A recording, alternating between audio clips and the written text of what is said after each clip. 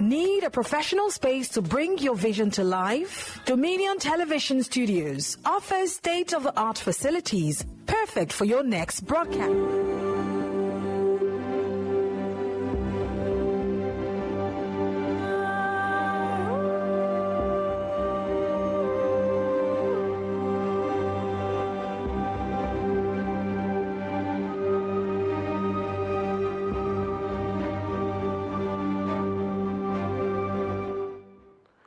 In Abuja's glow, champagne rivers run, private jets hum while children chase the sun, diamond wrists flash, convoys carve the night. Below, bare feet walk hunger's endless flight. One table groans with gold-rimmed excess. Another table waits for crumbs for less and less. Welcome to the agenda. I am Chike Obogu. I'm bringing you the conversation that matters. Today, we confront a stark and painful reality.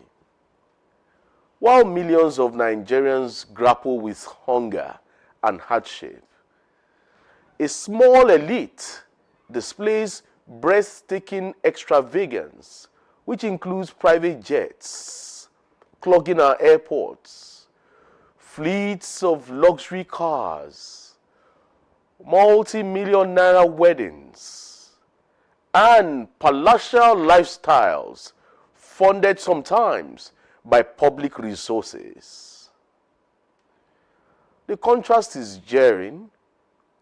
Reports from the United Nations World Food Programme warn that up to 35 million Nigerians could face severe food insecurity in 2026, with famine-like conditions looming in parts of the north.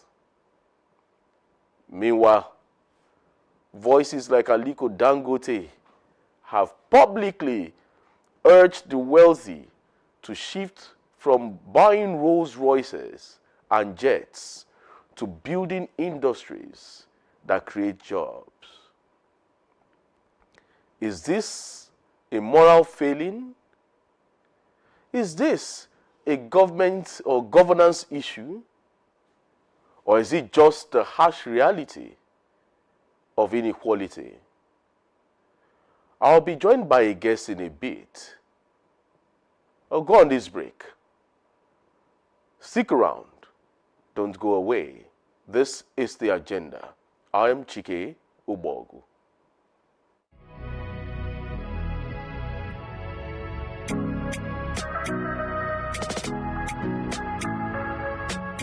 Need a professional space to bring your vision to life? Dominion Television Studios offers state-of-the-art facilities perfect for your next broadcast, commercial, corporate video, or live event.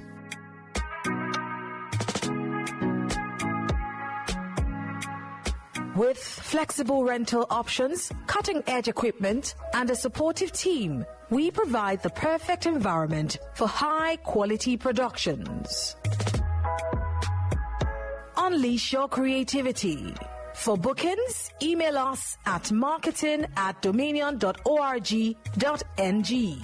Call us on 0705 506 1061 or 0916 101 1061. Check us out on Instagram, Facebook, LinkedIn, and TikTok at Dominion Broadcast and on X at Dominion Casts. Book your space today. Dominion Television, your channel of choice.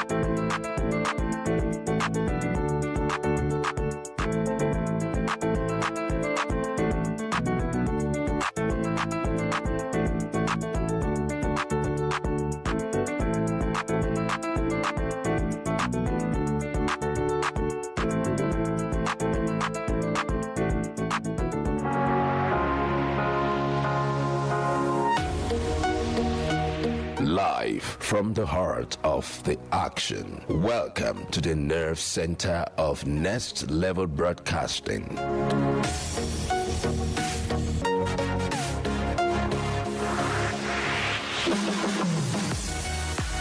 This is the OB van, where the studio meets the street. Equipped with cutting-edge cameras, crystal clear audio, real-time switching, and broadcast control, we don't just capture moments, we deliver the experience live.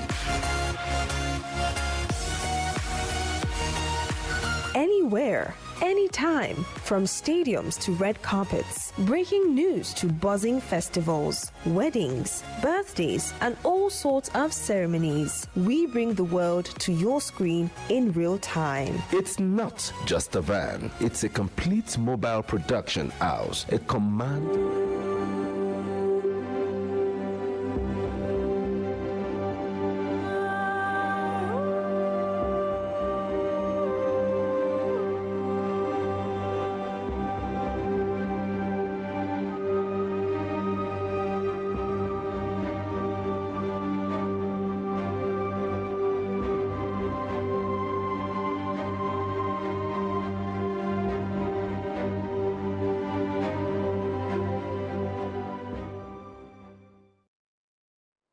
Welcome back from that break. Before I went on that break, I told you about the voices of Aliko Dangote publicly urging the wealthy to shift from buying Rolls Royces and jets to building industries and create jobs. And I asked the question, is it a moral failing? Is it a governance issue? Or is it just the harsh reality of inequality? Well, joining me to unpack this is a former special assistant on community relations to Oyo State Governor Seyi Makinde, a seasoned voice on public service and community issues. Honorable Femi Josiah, it's good to have you on the agenda this morning. Yeah, good morning, Chike. Nice to be here too. It's been a while. We had a session like this. I think the last time we had this session was about maybe about 6 years ago. 5 years. 5 years now. Yeah, thereabout. But let's start with the numbers that shock the conscience. The World Food Programme projects nearly 35 million Nigerians at risk of severe hunger this year. And that's one of the highest figures ever recorded here. The Global Hunger Index ranks us in the serious category. Poverty, they say, could hit 141 million people in Nigeria by some estimates, and is driven by food inflation and cost of living pressures.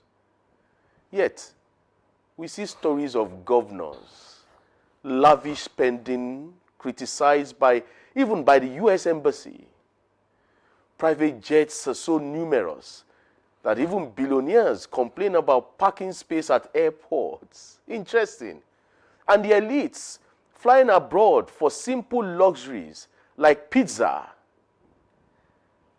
But Honorable Femi Josiah, from your experience in government and community engagement, community relations, how do you explain this widening gap between the elites and the proletariats? That's a very serious question, but I will try my best. Yeah, try, because you've mingled with them before. You see, society exists based on cultures and traditions. Some cultures and traditions are dynamic, while some are obsolete. However, in this part of the world, we tend to promote cultures that should have been eradicated based on the realities of today. But you see, in all of this, the boxes stop on the tables of those running the government at different levels. Because government in every society, whether traditional, whether religious, whether constitutional like we have in Nigeria, has to provide leadership by example. And you see, you come to discover that citizens, followers imitate their leaders. It's simple. It's like a father in a house. The Yoruba adage says, "Owuti yabagbon lomo maro." If you see a child that is misbehaving, that has a character flaws, investigate very well. One of the parents or both have that trait of that flaws. Not in all situations, but I can tell you maybe in 95% of situations. So leadership have to be by examples. Unfortunately, in Nigeria, most of our leaders don't provide leadership by examples. Whether religious, whether traditional, whether constitutional, even in ordinary communities.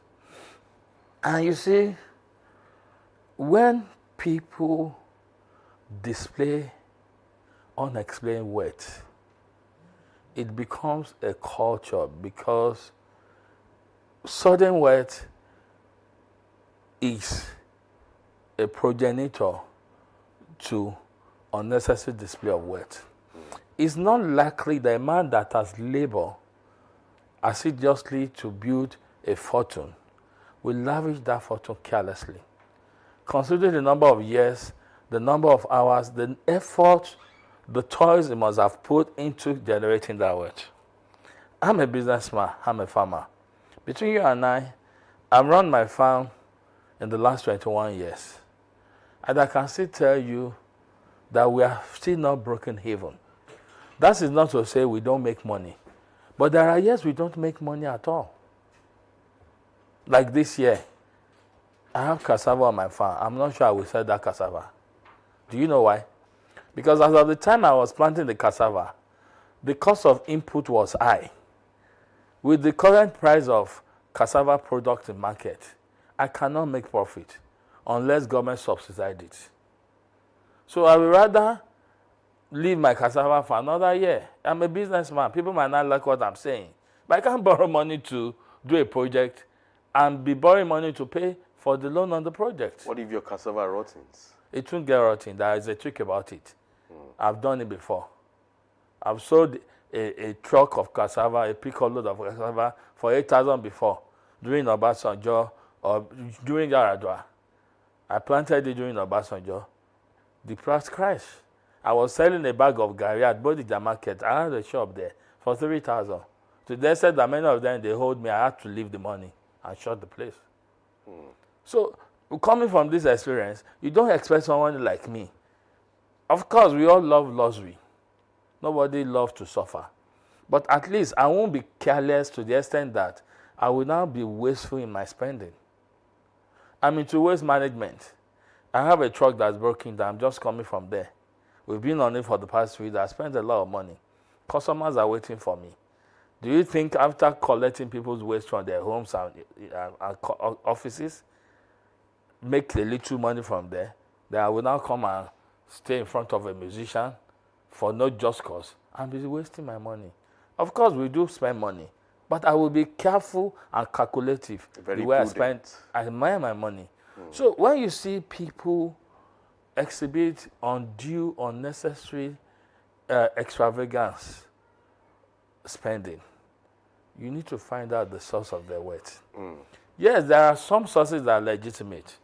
If you're a musician, you have a copyright thing that generates money for you.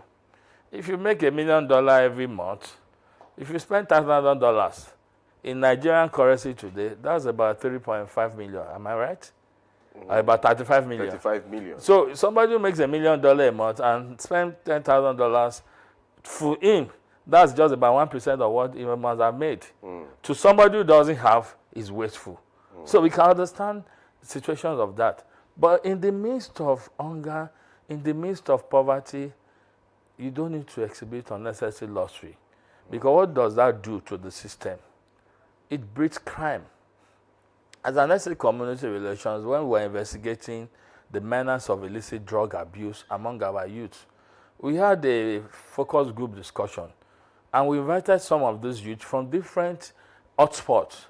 And some of them said, in fact, a girl among them said that she wakes up every day and she expects that the whole world should just collapse. And I asked her why. She said there's so much inequality that when they see people that have wealth and luxury, the way they look at them and see they don't exist. So she just wishes that the world should just end. There is one that says, why are you on the street? He said, if I'm not on the street, I won't make money to sustain this lifestyle. And he has to make the money by exploiting the apparently rich people. Do you get it? So in all of this, we create a system where those who do not have see those who have and exhibiting it as the source of the problem. Because it comes to the knowledge of an average Nigeria that government exists for all of them.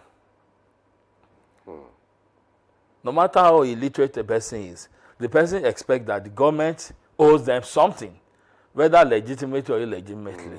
So when people in government or those close to government are the one exhibiting this extravagance to the detriment of the people who are lacking, then as human beings, it generates repulsions within them. And when there is repulsion, there could be conspiracy to commit crime. There could be decision to say, this thing belongs to all of us. I will take my own by force. So all these have consequences.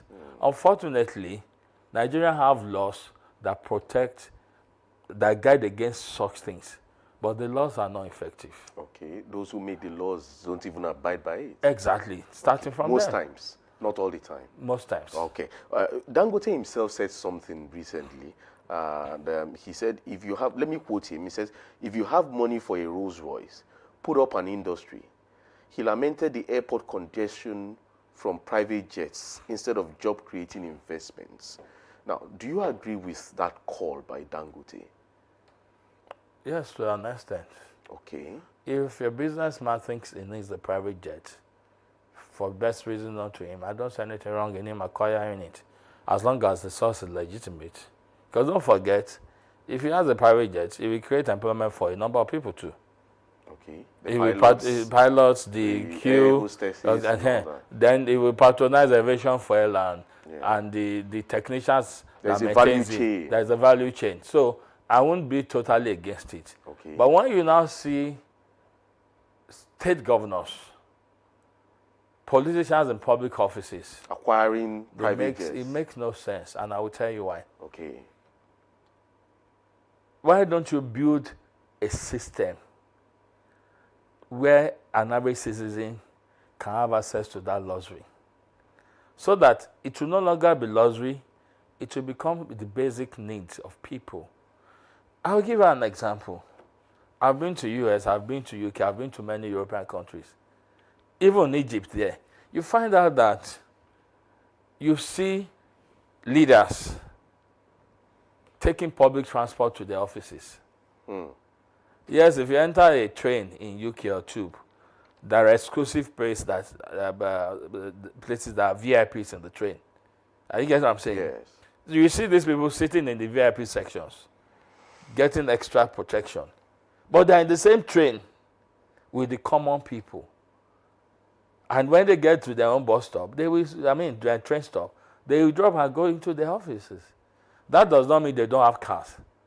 That doesn't mean some of them could not even afford these things. You've seen the Prime Minister, maybe Prime Minister of the country of Netherlands, riding bike to office. Yeah. These are leadership by example. In fact, when his tenure ended, he was leaving the office on a bicycle. So, and for God's sake, is Nigeria as wealthy as Netherlands? Is that a country that cannot afford all the necessary luxury? Definitely not. But you see, you can't. The systemic rot in Nigeria is propelled by failed leadership. Okay. Leaders that are not providing the right examples for the people. And you see, you can't change the system when the mentality of the leadership does not change. It's not possible. Are you saying the leaders are intellectually lazy? You see, I think, I will tell you from my experience. I was once in the State Assembly. Yeah. I was young. I won my election at 31. I got sworn in when I was 32 years old. I was the youngest member of that government. I had a different view of the world before I entered the State Assembly and government. After 6 months, my view totally changed. You joined them? I'm coming. Okay. God is my witness. As of the time I was contesting election, I was not bothered about how much my salary will be. I was propelled to be an agent of change, an agent of socialization. Because I was born in a neighborhood that when I came back there after many years of going to school, I saw the road and I felt things shouldn't continue like this. And I saw that the people running the system, we tried to hold them accountable, and I realized that these ones cannot fix what I wanted. So it came to the understanding that we must take the power from them. Okay. So I entered politics through some subtle activism, community works. Okay. Now, as of the first month of my stay in the State Assembly, I didn't know how much my salary was. I didn't even ask. It was just coming in? No, I didn't ask. Let me tell you why. Okay. Because the moment we won the election, towards the swearing in, a bank that tried to get employment from 3 years earlier, because I got into the State Assembly 3 years after my youth corps, and funny enough, didn't give me the job, came to me and my colleague to say, okay, we know you spent a lot of money on the election, you will need support, we will give you some soft loan for it. Are you getting me? Yeah. Of course, we all collected the loan. So I said how the money I was spending it. So when the month ended, everything was fast. I got so busy that I didn't even know it was already, 30 days. Yeah, month end. So when they said your salary was ready, that I should go to the accountant to sign my schedule, it was when I got the paper, I knew how much my salary was. I didn't ask. It was then I realized how much my allowances were. I didn't ask. And of course, as a young man, with that was a lot of money. That's about $3,000 of that time for me. So I could afford all the basic things I needed. And of course, there was some kind of youthful exuberance too that I had to grow. I won't lie, people are watching me, so I can't deny that. Yeah, it's just a phase. It's a phase but one I got out of it within 2 years. And it was done on me that, look, it's a different ball game here. But even that, at that time, while I was enjoying my youthful exuberance, I didn't forget that people voted me into power. And I was aware of my responsibility to them. And to the best of my knowledge, I think I tried my best. People can testify. Up till now, I'm not the one saying it. People are the ones saying it, that they are yet to see a member that could beat my stride. I'm not saying it. It's all over. They say it. So you're saying that leaders are usually not intellectually lazy? Yes. But you see, it depends on your background and what propels you into politics. When your decision to join politics is when you see politics as a means to an end in terms of finances, when you see politics as business, when you see politics as business and nothing but business, when you see profit as something that must be profit-driven, then you can't provide that kind of leadership. Now, talking about this widening gap, is it that leaders, especially governors, you worked with the governor of Oyo State. Yeah. You were the former SA to the governor on community relations. Yes, I was. Is it that governors don't think of how to develop or emancipate the common man on the street? Sometimes you ask, what is the priority of government? Now, I was talking the other day, I said, can't a governor get a piece of land, like the length between Dugbe to Mokola Onkujo area, and then demarcate these lands, get all the cobblers from the streets, put the cobblers there, make made in Ibadan shoes, get tailors on the streets, put them on another demarcation there. Let there be a production chain in such an environment. If it happens, will heaven fall? It's possible. Let's get it clear. Not all governors are intellectually lazy. Okay. I can tell you with my full chest that in Oyo State we have a sound mind as a governor, and he's doing his best. But you see, it depends on the mindset of the person leading the government. If a politician view about politics and governance is capitalism, that governor will approach his governance from the capitalist point of view. My own point of view of leadership is democratic socialism.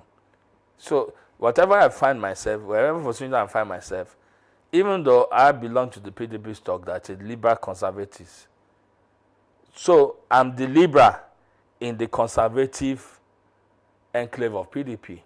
Okay. But personally, I see myself as a democratic socialist. But we don't have a democratic socialist party in Nigeria.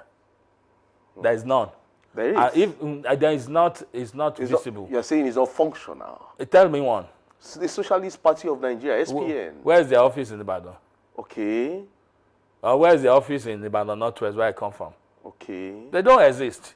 Because if you don't have a seat of power, then you don't exist. If I want to say, okay, Chike Ogbebu, am I right? Obuagu. Okay. Apart from knowing your name as Chike, yes, you work in Domino FM. Yes. You used to work in some stations that you invited me to before. Here. I know where you live.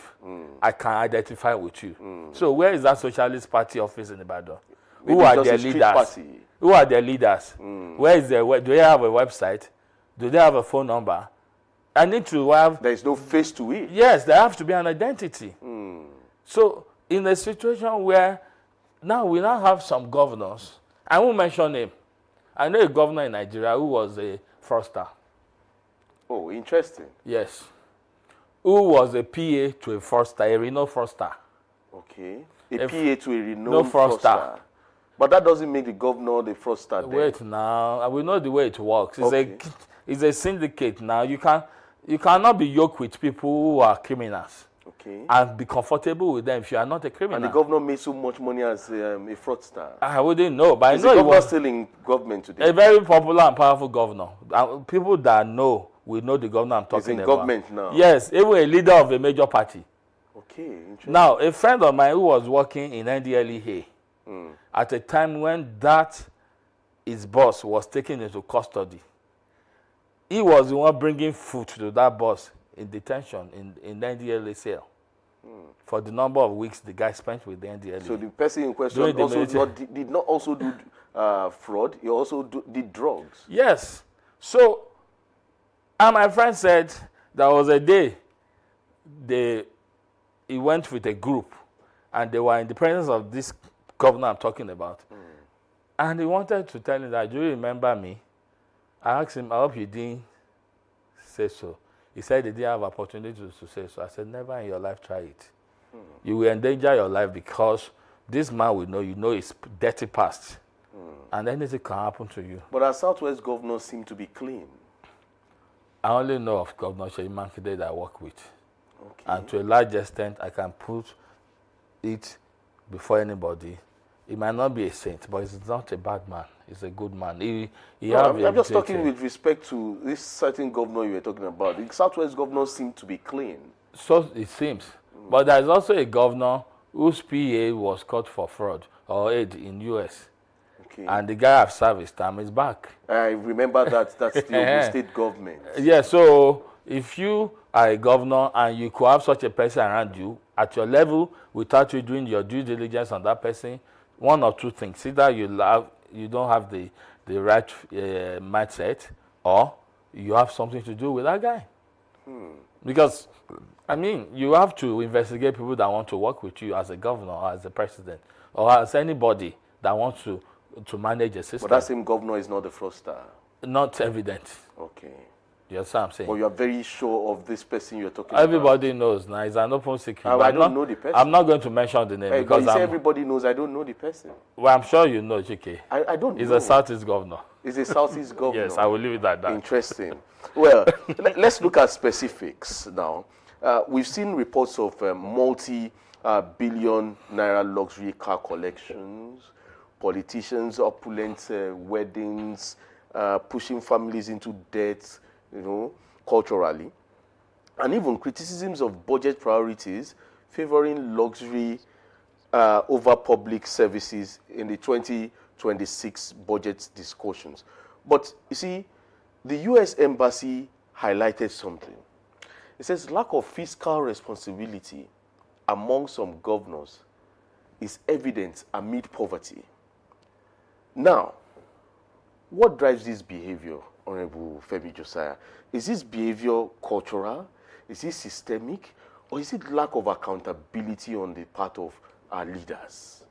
Why you say systemic, that means it entails culture and lack of accountability, because we have a culture of not holding leaders accountable to. You see, people should stop celebrating the oppressors. Everybody understands that Nigeria is in dire need of a lifeline right now. Nigeria economy, irrespective of what everybody will say, is an intensive care unit. We all feel it. You can give us all the micro figures, it makes no sense to the ordinary man on the street. Because the ordinary man on the street wants to eat, he wants to have a roof over his head, he wants to be able to send his children to school, he wants to be able to sleep in his house with his 2 eyes closed, he wants to be secured. These are basic things that the ordinary man on the street cannot be guaranteed. So, when we say, is it cultural, lack of accountability, or systemic, it's a systemic problem because government at all levels, maybe not all of them, but majority of them, are not doing enough to address the problem. What most of them do that we see is what we call tokenism in business management. Let me just do it so that they won't say I'm not doing anything. But getting to the root cause of the problem, tackling the problem from the source, is not what most people do. And you see, we need to get it right. You talk about budgetary provision. Yes. Any government that does not spend the minimum threshold as stipulated by United Nations on education, Yes, which is 20%. percent, is not even serving the people. And let's get it right. That you spend 20% does not guarantee you are giving your citizens the best of education. A friend of mine is in Austin, in US. Yeah. He just sent a picture of a school that, I think I have it on my phone, that its son will be going to. And the budget for the school, let me be honest with you, is more than the 2026 budget of Oyo State. I was shocked. Are you getting what I'm saying? Yes. So Oyo State government will do 22, 25%, 26% at times, based on what we have. But there are some parts of the world already spending, even on a project in the education, more than the entire budget of the state. So the question you ask yourself is that, can we ever meet up with these people? It looks so impossible. Very impossible. But it is possible. It is for leaders to be intentional. Because those people that build that system didn't just build it overnight. You get what I'm saying? Yeah. Some people arrive there in 10 years, some arrive in 20 years, some arrive at that point in 100 years. We know what happened to countries like India, Malaysia, Indonesia, Singapore, even China, as of 1976, was at the same level with Nigeria, if not poorer. But today, China is competing with US, seriously. Yes. So it is a doable thing. There is no need reinventing the wheel. The formulas are already there. But we need leaders that will execute those formulas for the benefit of the people. And that is what Nigerians lack. And you see, people listening to me must understand this very well. Any policy of the government that is not owned by the people is a failure, ab initio. What do I mean? Whatever the policy the government is propelling or is executing, and the people don't agree with the policy, that policy should not be enforced on the people. You're bringing up a political ideology that is looking like an impossible ideology. That's the only way the system. It's not socialism. That's the only way the system can work. Let me tell you this.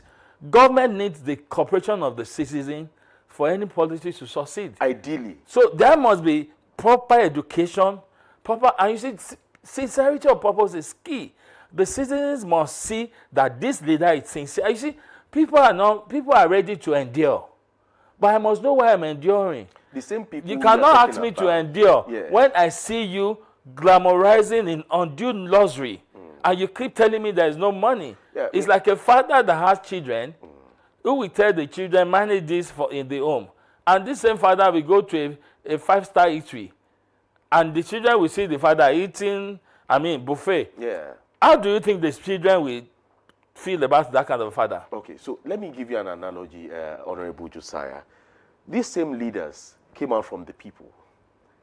So yes. If you say the leaders are to, these politicians or the leaders are to educate and sensitize the people, did that leader, ab initio, have his own education when he was part of the people? You see, a cycle that keeps revolving. I was saying that the people will get the leadership they deserve. Okay. But let me get it straight. In every system, there are good and bad people. Okay. There are those that really want the system to grow. In the so-called Senate clients we talk about.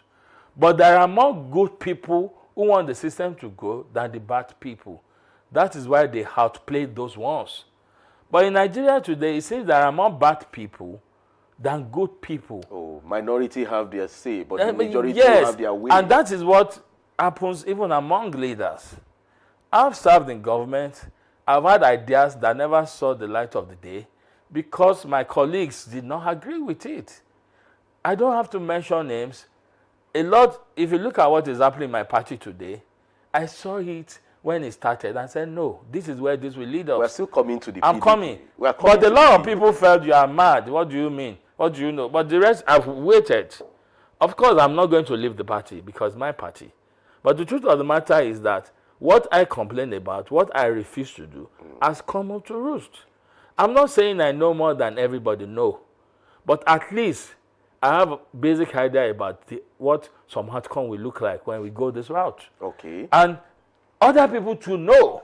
Okay. But because of what they stand to benefit at that point in time, or what they were benefiting, which they think they might lose, they will keep quiet. Okay. And that is the dilemma of our system. You said you are not leaving your party. Let's digress there a little bit. You are not leaving the party. I'm not leaving. You're a member of the PDP. To the glory of God. So God. since you are not leaving the party, are you aligning with Wike's faction? Or are you sticking with the Saraki? Let's get it straight. Wike faction is an APC mole in PDP.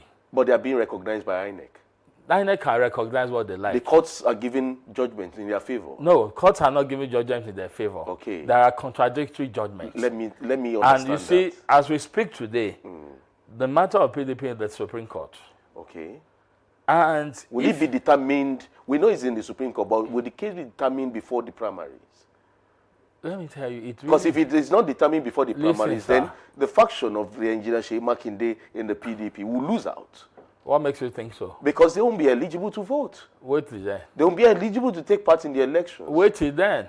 Who will sign their forms? Wait till then. There are things I won't say now. It will happen. Let us I can tell you for free that people in our account will contest election. Okay, under what party? Wait till then. Will it be under PDP? Let me get it. Or is there going to be a movement? I'm not going to leave PDP. And I can tell you that Engineer Makinde, to the best of my knowledge, will not leave PDP. But the truth of the matter is this, and it has happened before. Okay. There is bipartisan approach in politics. Okay. In 1999, AD had their presidential candidate. Yes. Chief Olufalaye. ANPP had their presidential candidate. Yes. But when they realized that if they must face PDP, they have to come together. Under which platform did they contest? Under AD. Has that formula, has it been cancelled out of our law? We have electoral laws being reviewed year in year out. No, I've asked you a question. Electoral law is no more than the Constitution. The Constitution recognizes. You see, I'm surprised the opposition party have not challenged the electoral law. And maybe because they don't believe that something will come out of it. Who is the opposition party? PDP, ADC. So what part of the Labour. PDP is going to challenge the electoral law? The leaders of ADC and other opposition parties came out the other day and said that they rejected the electoral law. Okay. At least you are aware of that. Oh, very well. So if I'm talking of opposition, I'm not particular about PDP. Okay. Any party that is not working with the government at the center is a national opposition. But your party is working with the government at the center. My party is not working with the government. Moles in my party.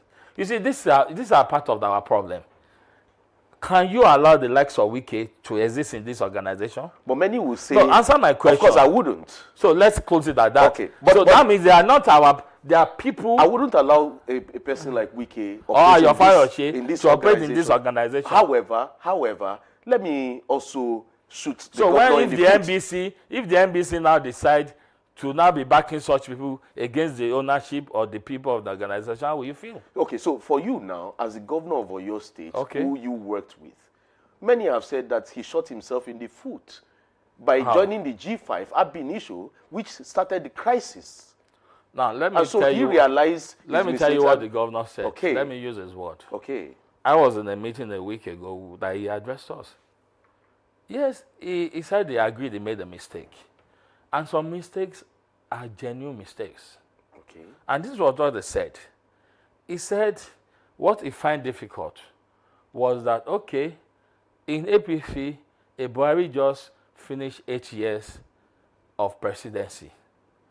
And somehow our own party threw the ticket open, and the Northerner emerged. And they told the Northerner that emerged, Abubakar Atiku, that, look, sir, you have emerged.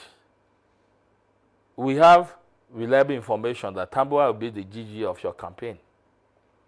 Ayu is the chairman of the party. So what it means is that anytime we have to take decision on the party at the national level between the three of you, one is from the Northeast, the presidential candidate, the chairman for the North Central, and the DG campaign. And DG campaign is always a very powerful person. Most times they become the chief of staff or SSG. Northwest. Yeah, are you getting me? For the Northwest. So what will we tell our own people that we have brought for them? It was a genuine excuse, but it was wrongly timed. He had a genuine intention, but he didn't know he was working, agitating with people who had ulterior motives.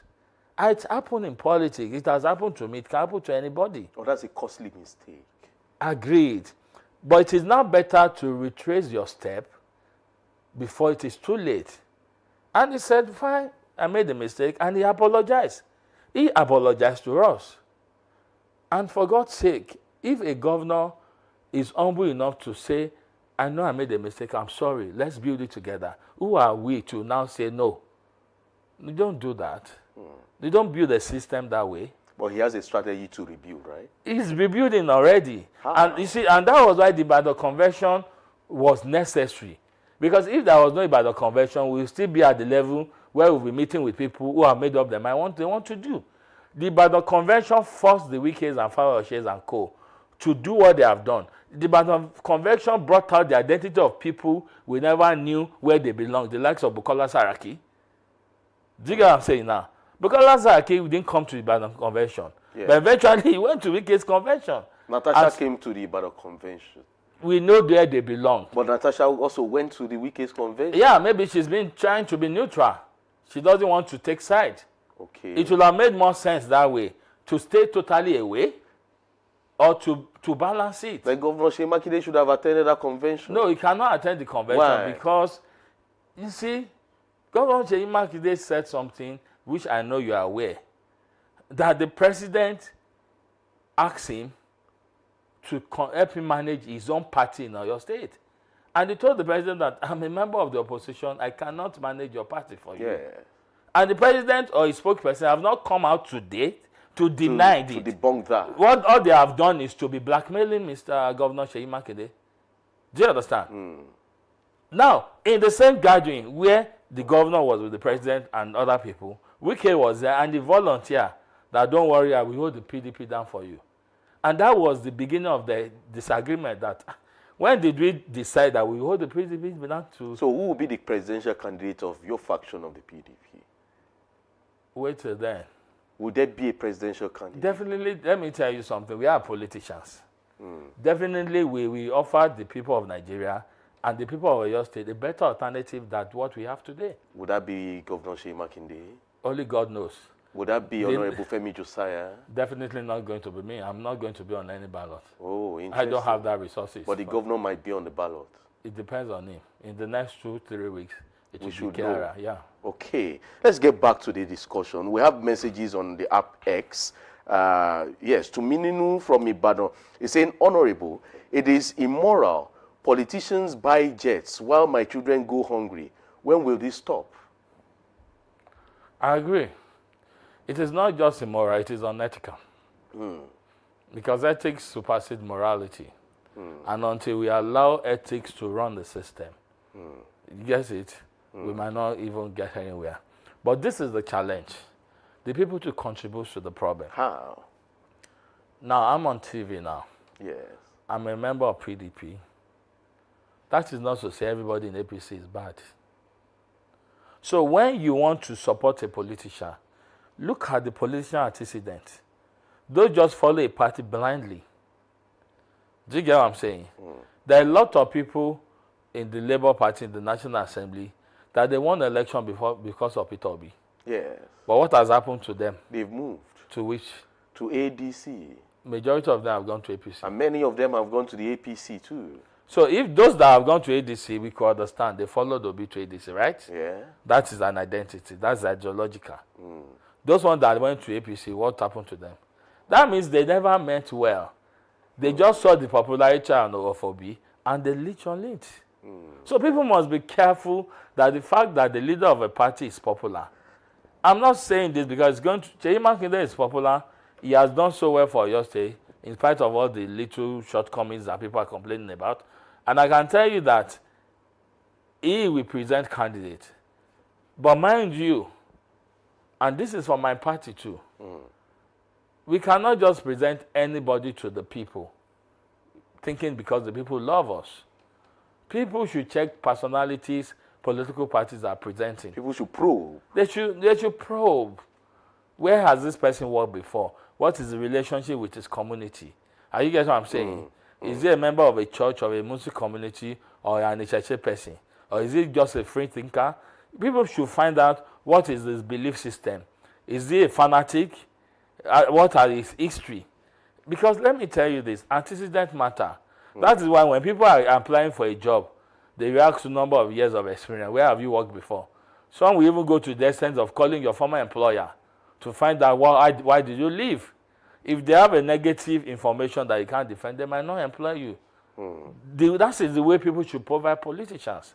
Unfortunately, our laws allow a system that allow the worst of us to want to ascend into position of leadership. Do you get it? Yes. There's this question again from app X here. It's coming from a farmer.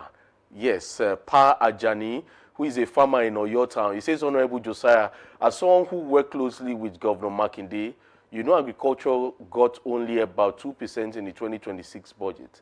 Farmers in Oyo are struggling with high input costs, poor access to credit, and insecurity disrupting markets. Meanwhile, we hear stories of politicians and big men buying luxury cars and hosting extravagant events. What concrete steps should the state take to redirect some of that elite spending mindset or public funds towards supporting smallholder farmers so we can reduce hunger in our communities? Well, let me tell you what I'm aware of. And I'm talking not as a spokesperson of the government of Oyo State. I'm talking as a citizen. Yeah, and being open-minded. As a farmer. Yeah. The agri policy of Governor Makinde's government is business and is driven from the business point of view. And I will tell you why. Records have shown that most of the money given to local farmers are never paid back. Record shows that many of the people who end up getting some of those funds are not even farmers. So there's a systemic rot. What Governor Makinde is trying to do is a two-pronged approach. Supporting local farmers, which you are aware of. If anybody doubts it, you can go online. There are reports of support for local farmers. But they see more agriculture more as business. So that is why Oyo State is promoting more of agribusiness. As it's yielding dividends, we can see what is happening at Fashola Farm Settlement. You can see what they have started at the Farm Settlement. Yeah. Let me tell you, you can see the road network. Between Ijaya and Ido, there is going to be about 47-kilometer road, third road, world-class road, be sponsored by an Eurobond, about $55 million or euro or so from France. There is going to be another road somewhere along Okyogun, collecting the farm settlement and the farm areas. And you see, when you're asking for support, Governor Makinde have connected all the major highways in Oyo State for easy movement, because one of the major problems farmers have is getting their produce from the farm settlement to the marketplaces. Honorable Josiah, because of our time, I know... Let me quickly say this. Yeah. We have seen what the governor did on Ibadan Isenyi Road. Yes. Isenyi Oyo Road. Yeah. Isenyi Ogbomoso Road. Yes. Shaki Ogboro towards Igboho Road. These are the major roads, and the ongoing one towards Ibarapa. This is to assist farmers. Okay. If you are a farmer, you should be able to source for funds. There is agricultural bank. There are other sources of funding. And there is Oyo Agri Credit. If you are qualified, go and apply. They will give you money. Okay. So, well, to round it off, Yeah. based on our topic this morning, elite spending, elite lavish spending amid the tide of hunger and suffering, just in 10 seconds, your final words. My final word is this. We need to be mindful of our popular culture. What the movie, the radio, the TV, what they depict is not usually our realities. Not the true Yes, position. you see some Nollywood actors, films, depicting issues of money rituals, of fraudulent or armed robbery. Government should be able to check all these things, because young people growing up might think those are the fastest way to acquire wealth. You will see people, they will say there is anti-money laundering act. There are a lot of people that you cannot tell us the source of their wealth. What are EFCC? What are the police fraud unit? What are the people in government doing? So that's and there are even fraudsters that we know that are already in government. You have to tell us those fraudsters. So If an Hush Puppy has escaped, he will have come to... But Hush Puppy is not in government. Or do you have he Hush Puppies in government? Hush Puppies had plans to come and contest. Okay. And he had relationship with politicians. Okay, thank you, Honorable Femi Josiah, for your insights this morning. Thank you. It's good to have you. Always an interview's delight, any day, anytime. Well, to our dear listener, reflect on this.